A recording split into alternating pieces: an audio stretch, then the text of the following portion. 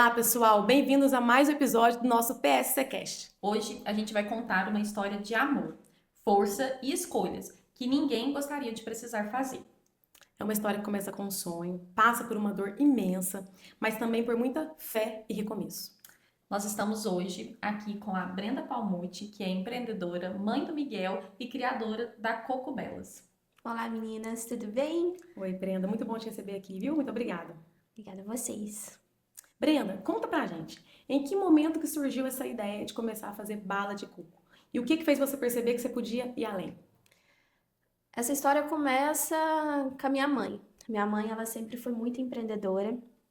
Na época, ela tinha um fusquinha, ela corria muito atrás das vendinhas dela, ela vendia Tupperware, Natura, essas coisinhas, sabe? Então, eu sempre peguei muito dela, esse instinto empreendedor.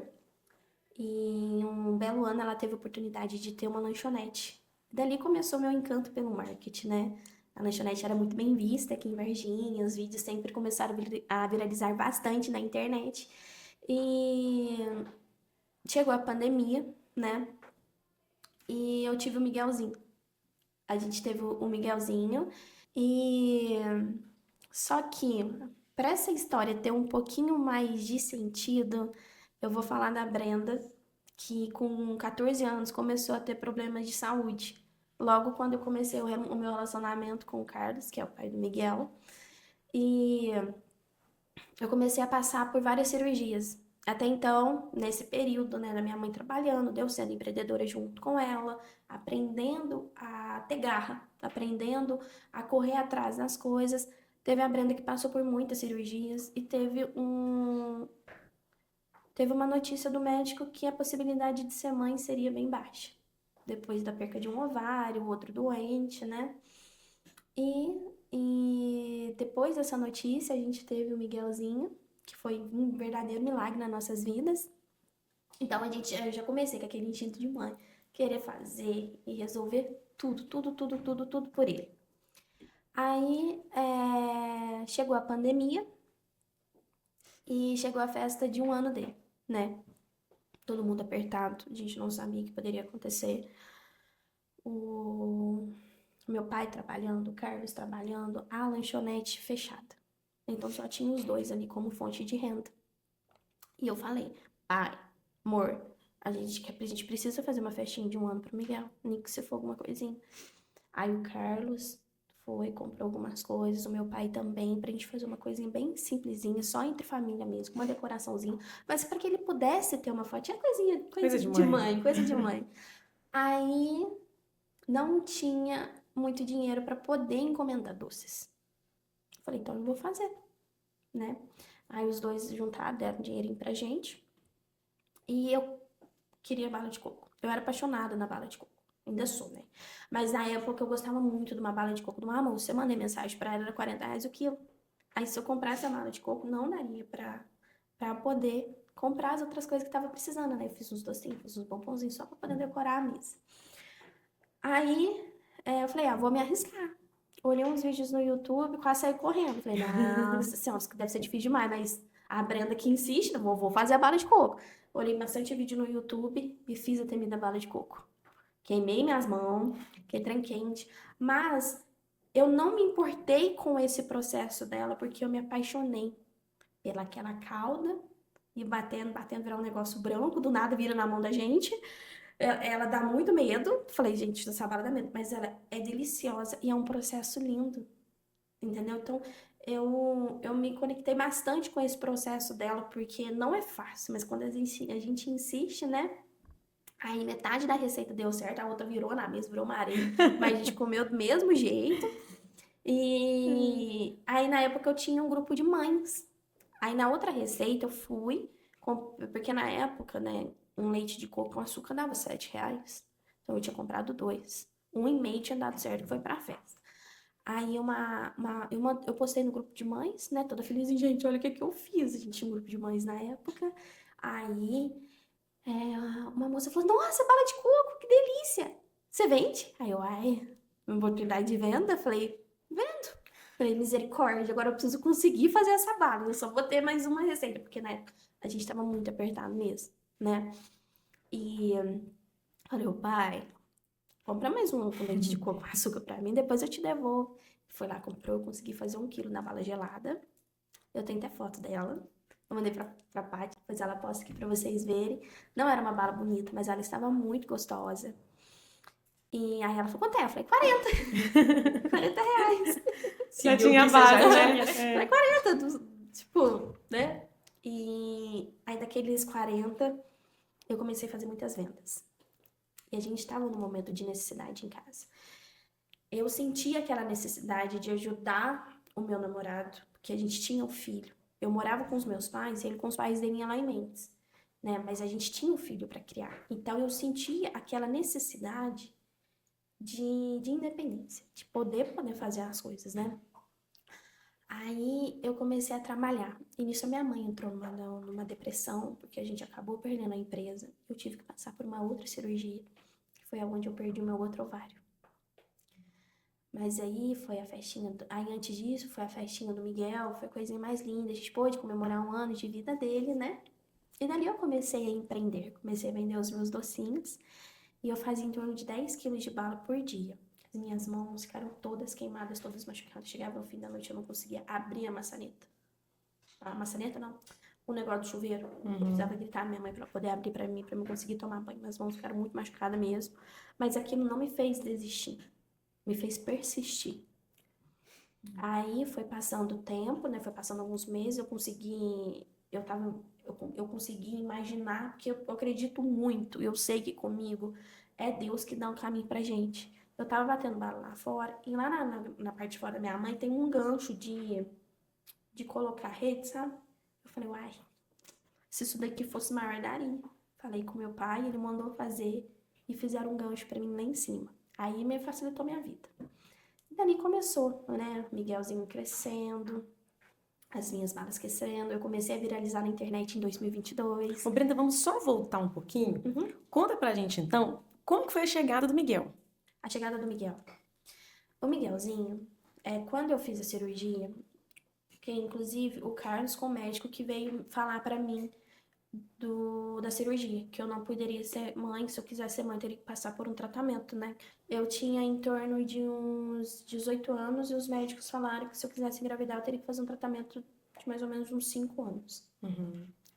Aí, foi muito difícil, né? Eu lembro que o Carlos tava me levando Cadeira de roda. na cadeira de roda na volta e eu passei de frente à capela e eu vi a imagem de São Miguel Arcanjo. Eu lembro que eu olhei pra ele e falei, Senhor, São Miguel, eu acabei de receber uma notícia muito ruim. E a gente sabe que uma mulher, ela quer ter uma família. Eu quero ter a minha família. Então me permita ter um filho. E em homenagem eu vou colocar o nome de São Miguel Arcanjo. Ele vai ser forte. Ele vai ser forte, poderoso e lindo, igual o anjo. Eu falei, então vai ser uma promessa de Deus. E passou um tempo, veio a notícia que eu engravidei, né? O Carlos estava na faculdade, eu tava ali construindo minha vida com a minha mãe, né? Então eu tava me descobrindo como mulher ainda, eu não sabia o que eu queria fazer. E foi sempre uma coisa maravilhosa. Tanto que quando eu soube, eu levei o positivo pro meu médico, aí ele falou assim, eu não sei como, mas você tá grávida mesmo. Então vamos começar a cuidar desse menininho aí. Você tem uma cirurgia recente também, a gente vai cuidar, vamos acompanhar. Então foi uma gravidez, assim, muito esperada. Teve os altos e baixos, né? Como toda gravidez tem. Aí veio a chegada do Miguelzinho. Foi uma coisa maravilhosa e eu me transformei. O que eu tinha de garra ali, O triplicou. Miguel, ele foi um motivador Foi. para você conseguir criar a sua bala de coco. Foi. E depois você passou por esse processo de criação, que fez a sua primeira venda no grupo de mães. Em que momento você percebeu que aquela bala de coco ela podia ir além, que ela tinha se tornado algo maior? Não só aquela venda ali dentro do WhatsApp ou, né, das mensagens no grupo de mães. Quando eu comecei a viralizar na internet, as pessoas vinham, porque assim, eu acredito muito que pra gente se destacar, a gente precisa criar algo que ninguém já não criou, a gente precisa fazer algo diferente, entendeu? Essa água aqui, para quem consegue ser um bom empreendedor, a gente consegue transformar em uma coisa única. E foi o que eu fiz com a bala. Então, depois que ela foi viralizando e tudo, eu tive pessoas que acreditaram e investiram em mim com as balas. E veio a oportunidade de quiosque. Então, eu falo que aqueles R$ 40, daqueles 10 que meu pai me emprestou, virou os 40 e virou um quiosque no shopping. Foi uma realização muito grande, mas ali eu já comecei novamente a enfrentar muitos altos e baixos, porque eu inaugurei o quiosque no dia 13 de janeiro. Um mês e meio depois, a gente ia se mudar, a gente decidiu morar junto, né? Tava muitos anos junto ali, já tava já 8 anos junto, então nem queria ter nossa casinha, ter nosso espaço, ter a nossa liberdade. E no dia que a gente foi lavar a casa, que a gente estava fazendo a mudança, eu fui pegar um quadro da minha mãe, que a minha mãe deu pra gente, fui colocar dentro do carro. No que eu fui atravessar a rua, eu tropecei. Eu não tropecei assim. Eu não sei o que aconteceu até hoje, eu não tenho explicação nenhuma. Mas eu acabei torcendo os dois pés. Um dele fraturou, tive que operar. Fiquei 58 dias sem andar. Nossa. Isso o quiosque estava recente. Porque eu estava recente e faltava pouco tempo para Páscoa. E aí? Eu fiz um investimento alto para Páscoa, comprei chocolate, comprei caixa, tudo, pegando pedidos. E a minha cirurgia foi 3 dias antes da Páscoa. Então, assim, mas aquilo ali não me fez desistir. A minha irmã, minha mãe, o Carlos, todo mundo ali em nossa volta. A gente teve que cancelar algumas encomendas, e aquelas que já pagaram inteira, a gente acabou fazendo, que não foi muito, então não conseguiu cobrir todo o valor investido para a Páscoa. Então ali a gente já ficou um pouquinho no vermelho. Né? Aí eu fui me recuperando, aí eu precisava levantar de novo, recuperar. Aí eu não precisava, porque quem alimentou muito as balas de coco foi as minhas postagens, né? Foi a Brenda aparecer ali, foi a Brenda fazer a bala, foi a Brenda mostrar o que é a bala de coco. Aí, beleza.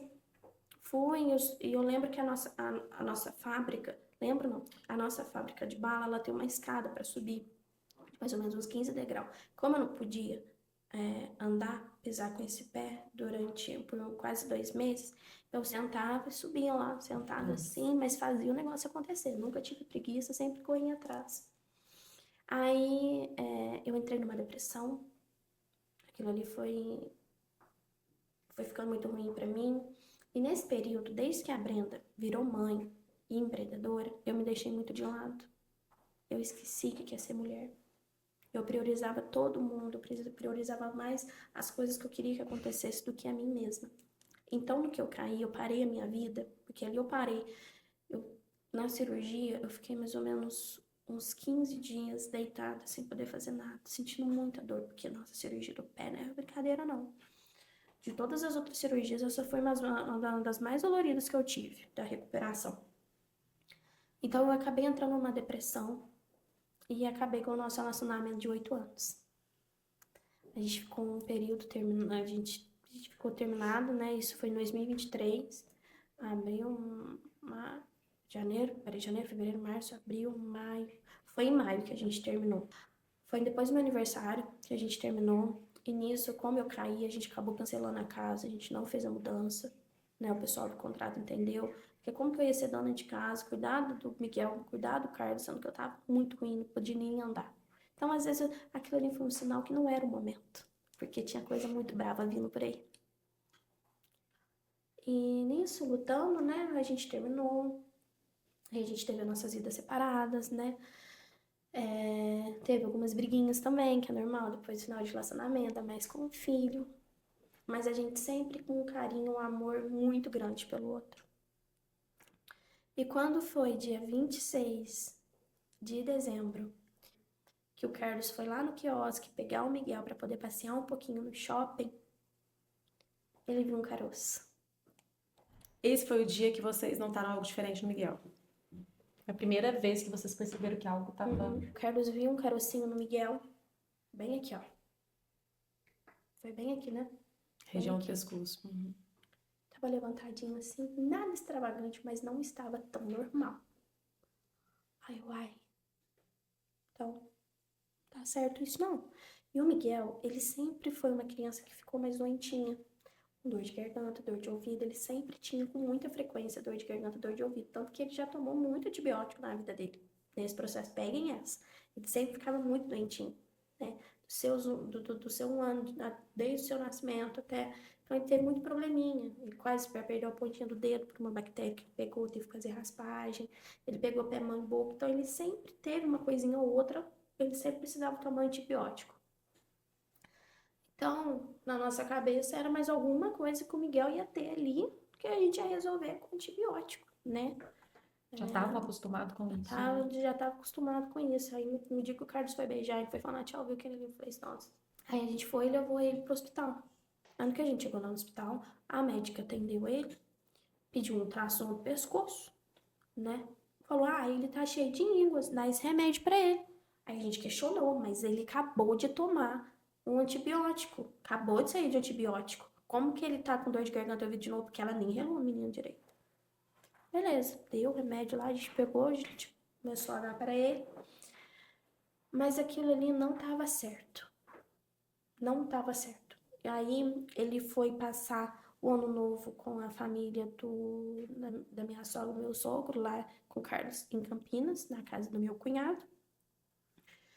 E ele tava bem, mas aquela língua não diminuía. Ela falava, e eu com aquele, gente, eu tava com um sentimento que tava fora do normal das outras vezes. Eu já estava acostumada com o Miguel ficar meio doentinho, sabe?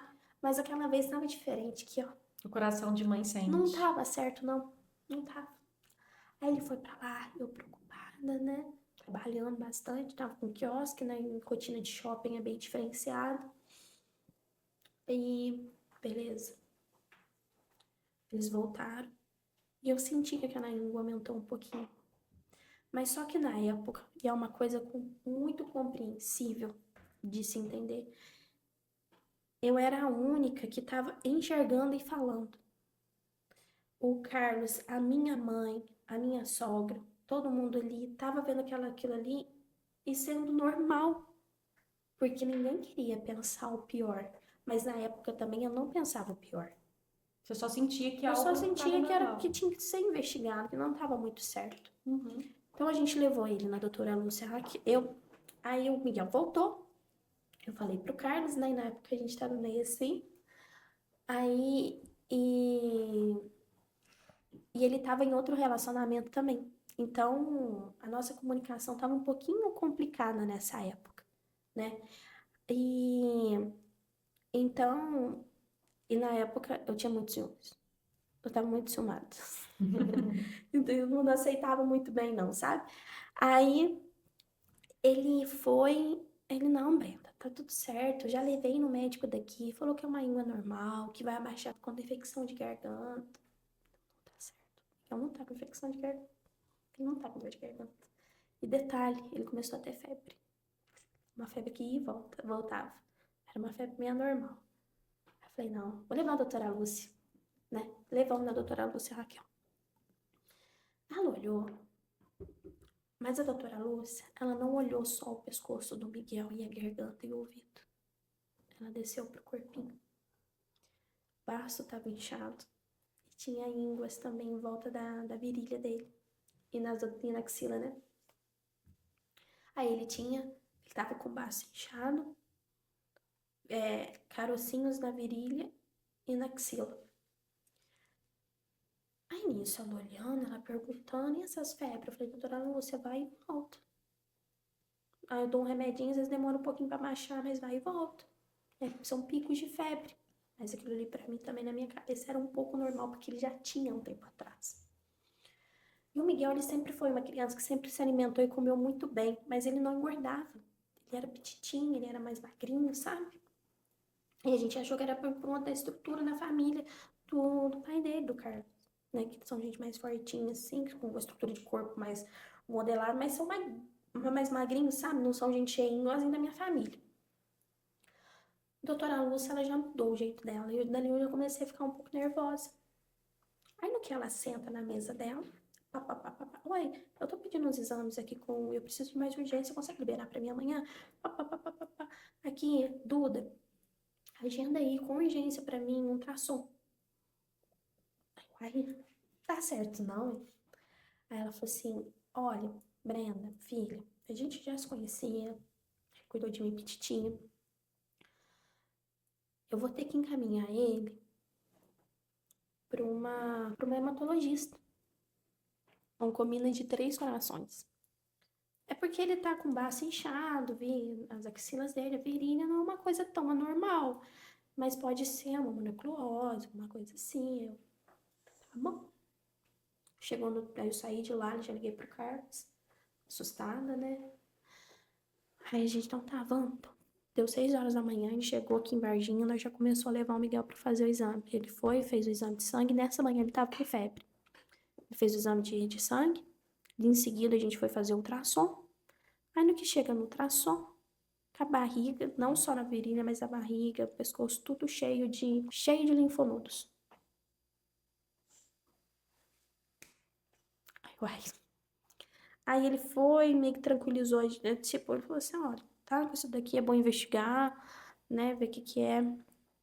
E de lá a gente já saiu e já tava indo pra Oncominas em Três Corações, com a consulta com a doutora Denise Bittencourt. Maravilhosa também. Chegamos lá, como a doutora Lúcia tinha pedido que era urgência, os exames de sangue já ficaram prontos, mas 2 ainda não tinham ficado, precisava de 3 dias para poder ficar pronto. Que era o Epstein-Barr, que poderia dizer se ele estava com uma mononucleose ativa no corpo, porque a mononucleose ela dá todas essas reações. Foi o LDH que deu o alterado dele, que o mínimo para uma criança era de 200, estava 939. Tava muito alterado. Então, no que a gente já pesquisava aquilo lá, não era bom, não. Então, eu parei. Aí, no que eu tava falando na cabeça dele, aí ele, nossa, pelo amor de Deus, não, tem nada não. Minha sogra e minha mãe, para, Brenda, você tá criando coisa. Não, não tá certo. Vou insistir, vou até o fim, porque Que não bom tá que você certo. se ouviu, né? Nossa, ouvi. Ouvi demais da conta. Porque eles sabiam também. Mas o Carlos, pra ele aceitar o que tava acontecendo com o filho dele. Negação é até comum, né? Ninguém quer uma Não. notícia. Aí a gente chegou lá em Três Corações, né? Isso foi no dia 7 de janeiro de 2024. E ela falou na lata. Ela falou assim, olha, são 3 opções. Ou ele tá com uma reação alérgica à amoxicilina, pra ele tá com essa reação toda, algum remédio. Ou ele está com mononucleose, ou a gente vai começar a investigar um câncer. Isso vai tudo depender do resultado do exame que vai chegar quarta-feira pra gente. Quinta. Isso tudo vai depender do resultado que chegar pra gente quinta-feira. Isso era numa terça-feira. Assim, ali na hora, eu lembro que meu ouvido zumbiu. Eu olhei pro Carlos, olhei pra minha sogra, que na época não era minha sogra. Olhei pro chão, me recuperei. Tá bom, vamos fazer o que é preciso. Dali, eu acho que surgiu uma armadura do chão, assim, ó, pegou assim em mim, igualzinho um homem de ferro. Não chorei, não fiz nada, porque o Miguel não poderia ver, ele não tava entendendo. Ele ia fazer 4 anos. Aquela coisinha petitinha ali, aquela carinha, né? E ele tava mais ativo. Então, a doutora Denise viu isso como uma coisa positiva. Então, ela deu esperança e tirou as nossas esperanças. Mas ali começou uma guerra. Eu falo que a gente entrou numa guerra. Voltamos às nossas vidas normal, fui pro quiosque e mandei. Aí nisso ela pediu o telefone da doutora Lúcia Raquel para ter contato direto com ela, porque elas não queriam falar diretamente o que estava acontecendo, elas precisavam se comunicar. Então ali elas começaram a comunicar e a doutora Lúcia ligou lá no laboratório para adiantar o exame da mononucleose. Aí eu, beleza. E eu insistindo, eu lá toda hora. E as meninas já estavam sabendo, né? Brenda, a gente tá fazendo de tudo aqui, tá fazendo de tudo. Eu já tô ligando direto lá pra eles já mandarem, né? Eu já passei meu WhatsApp, a gente tá se comunicando pelo WhatsApp particular com o pessoal de BH. Então já vai mandar. Aí nisso ela falou, Brenda, chegou. 10 minutos já libera aí pra você, no site. E eu tava lá no quiosque. Aí chegou a doutora Denise, a doutora Lúcia, assim, só faltava elas, assim, Elas foram excepcionais porque elas estavam me ligando toda hora querendo saber se o resultado também já saiu. Que elas queriam saber. Aí no que eu mandei o print para as duas, foi de imediato. A doutora Denise já mandou. Falou assim: olha, Brenda, Miguel teve mononucleose, mas ele não tem agora. Ele já teve no organismo dele. E detalhe: em certos organismos, quando se pega mononucleose, ativa um câncer. Então o Miguel pegou essa mononucleose, que ela é um vírus. Ela se pega pelo beijo. A mononucleose se pega com contato direto. Aí deu positivo para mononucleose, eu estava lá no quiosque. Eu fiquei sem chão. Lá eu desabei. Eu chorava. Tinha minha vizinha na frente de uma loja também, ela me pegou. Eu chorava desesperada, desesperada, porque eu vi na médica agora ia investigar um câncer. Não foi nada fácil. Beleza. Fechei o quiosque naquele dia, mandei mensagem para administração, fui para casa. E dali começou a nossa luta de investigação, né? E nessa investigação a gente gastou muito dinheiro na época. Eu gastei tudo que eu tinha, o Carlos gastou tudo que ele tinha, juntou as famílias, pra gente poder descobrir o plano, porque a gente tava sem plano de saúde, a gente tinha perdido nosso plano de saúde. Beleza. E até então que chegou o dia da gente ir pra Barretos, né? Pra fazer uma biópsia aqui em Varginha, era mais de 7 mil reais. A gente não tinha esse dinheiro. Porque a gente tinha feito tomografia, tinha feito ultrassom, tava fazendo tanto de exame que era caro, caríssimo, não tinha condições de fazer. Então, na nossa primeira ida pra Barretos, eu não consegui um encaminhamento, não consegui nada. Um belo dia o Miguel tava vomitando, tava com muita febre. Conversando com a doutora Denise de noite, ela falou: Brenda, vou te dar um conselho de mãe, não de médica. Pega o carro, vai agora pra Barretos. Porque tá demorando um pouquinho o encaminhamento de lá. E é muito paciente, é entendível. Então vai pra lá.